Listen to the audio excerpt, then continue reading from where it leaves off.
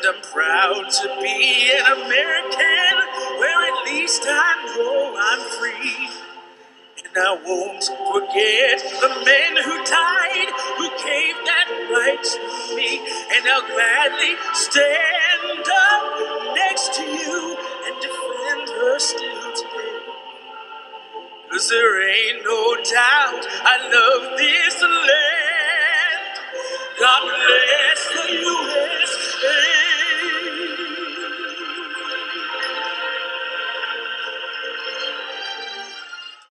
It's good to see everybody, and thank you, Mr. Chairman. Appreciate that, and it's great to be here in Tennessee. I just wanted to come by and just say thank you.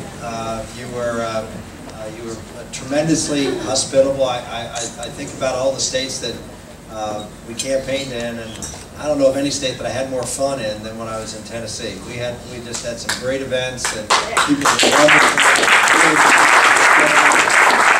Barbecue in Memphis was amazing, and we just had a lot of fun, and so we want to just come back and say thank you and for the tremendous response that the people of Tennessee had on Super Tuesday. It was a great bright spot for us and for the family, and just to encourage you, as I did the other night in our speech, that people ask me as I go around, and I'm doing all these interviews with all the press, and they asked me the question, it must be weird to be here. It must, how does it feel to be at the Super Bowl, and you're not going to be playing on the field? And I said, well, it's different than a Super Bowl.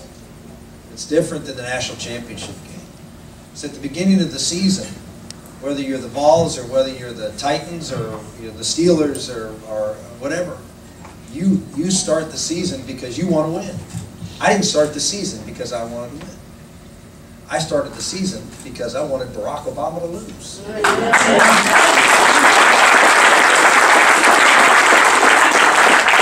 That's the objective here. The objective, as I traveled around Tennessee, as we did around the country, and I said the same thing. This is the most important election in the history of our country. I do believe that. I do believe that there is no more important election than this election and defeating Barack Obama. Defeating a man who is trying to remake America into something America fought against in creating itself. That's what Barack Obama wants to do. He wants to turn us into a country that believes that the government's role and responsibility is to govern from on high, make decisions for people so everybody can be equal, as opposed to a government that says we are going to start with creating a platform where everybody's equal and let society build itself. That's the two different models. And frankly, it goes back. I always talk about it, many of you heard me talk, it really goes back to the founding principles of our country. It goes back to our founders. It is so fundamental what's at stake here in this election. It's whether our founders' vision of what a republic should be is going to be maintained, or we are going to adopt the vision. We had a movie yesterday that we premiered over at Liberty Square, which is a little area right near the convention center, called Our Sacred Honor. The whole point of the video, which we're going to be disseminating widely, we're working with Citizens United, is to juxtapose the American Revolution with the French Revolution. The French Revolution occurred roughly at the same time as the American Revolution, with the same ideas and principles, throwing ourselves away from the shackles of a king. We were going to be a republic, a government of the people, for the people. But the French Revolution ended up with the reign of terror and the guillotine because of one subtle twist. And that subtle twist had to do with the elites governing that create that equality, where the elites are the ones who allocate the rights and responsibilities, as opposed to a limited government where we recognize God-given rights. In the video, One of the things I learned actually in doing the video, Lafayette, who you all remember was very, very close to George Washington, came here and as a young man and helped us win the revolution. And he went back to France after the successful American Revolution. He wanted to be a part of doing in France what happened in America. And he brought back with him the Declaration of Independence. He brought with him the foundation of our country. Yes, the Constitution is important. The Constitution is a potentially dangerous document because it gives authority to the people. And without an anchor as to where the source of that power comes from, reigns of terror happen. It's very clear in the Declaration that the source from where our power comes from God, not any God. The God of Abraham, Isaac, and Jacob in the Bible. That's the foundation of America. Lafayette realized that. So he took back the Declaration. He didn't take back the Constitution. He took back the Declaration, or the Articles of Confederation. And he made a frame. And he put up one side of the frame, the Declaration. He left the other side blank. And he fought in France for a similar declaration. And it never came. And he died with that frame hanging in his room with a blank next to the Declaration. The reign of terror of Napoleon Bonaparte. Emperors, dictators. I said the other night, when a president believes that he can stand up, give a speech and issue a memo and do what the law says he can't do, he is an emperor, not a president. And we will no longer be. That's what this race is all about. This is a consequential time for each and every one of you. I pledge to you, I guarantee you, that one day you will be talking to your children, your grandchildren, a dozen or more years from now. And they will look back at you and say, what did you do when all of this was at stake? I am confident that I know what Tennessee will do. I am confident that you will do your job in making sure that Tennessee is in the Romney-Ryan column. We need you to do more than that. You've done such a good job in your state. Now we're going to ask you to do some other things in other states, like North Carolina, right? Right. Those of you in East Tennessee, right? North Carolina is just on a thread. And some good work from folks in Tennessee. You know, you guys talk like folks in North Carolina. It's easy for you to go over there and beat overt North Carolinians.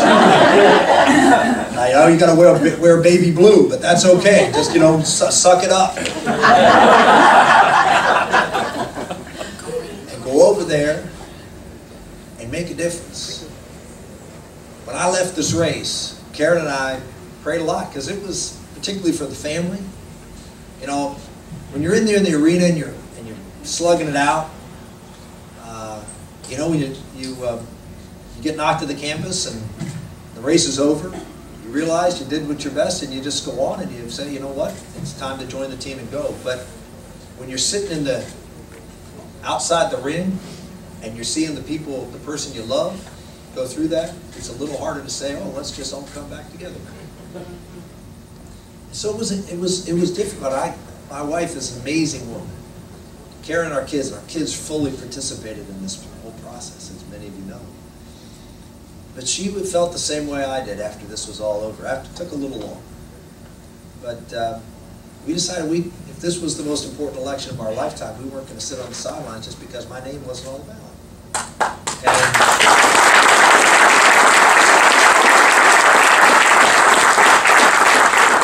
So we have fully committed ourselves to going out and doing whatever we can to help Governor Romney. One of the things we felt we could do is to try to get together people who joined our cause and helped us out, who felt like we were the voice for, well, a group of people who don't don't hear what they care about being talked about on the national stage. And I can't tell you the number of times I had people come up to me and say, thank you for representing me, for speaking for me. And so I took that to heart, and I said, well, maybe what we can do is bring some of those folks together and be their voice. So we formed an organization called Patriot Voices, because we did talk about those founding principles from the very beginning.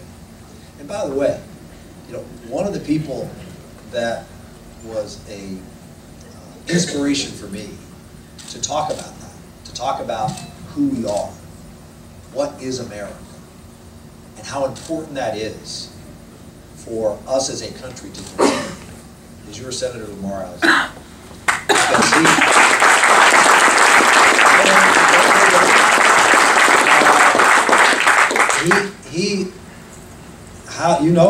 When he was governor, UT president, American history, he understands the importance of that, and was ahead of his time in doing so.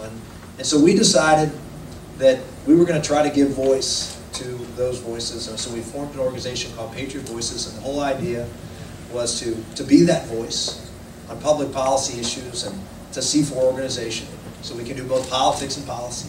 And so we're doing a lot of policy, and but we're also doing some politics. We have a PAC, it's called Patriot Voices PAC, and we've decided to focus on 5 states, try to get all of our supporters and volunteers from all over the country, from red states and blue states, where they don't have to work so hard in their state, either because they can't win or because we're going to win, and focus our energy on places that are going to make a difference. And we chose 5 states, and one of them is North Carolina.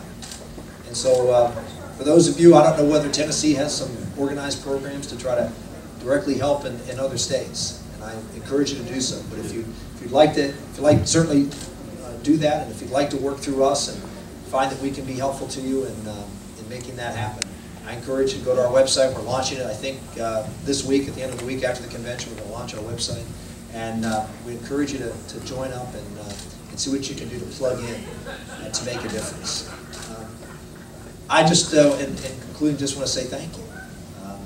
It was a great blessing to travel across this country and have my optimism for the future of this country refreshed and renewed. Really should be required for the folks who cover America in the major papers and networks of this country to get out and actually see the country, actually come to Tennessee, actually come to the heartland of this country and see what the real values of America are. And I did that. And when I said I shook the hand of the American dream that has a strong grip, I meant it, and I thought of Tennessee. Thank you all very much. And I'll gladly stand up next to you and defend her still today. 'Cause there ain't no doubt I love this land. God bless the USA.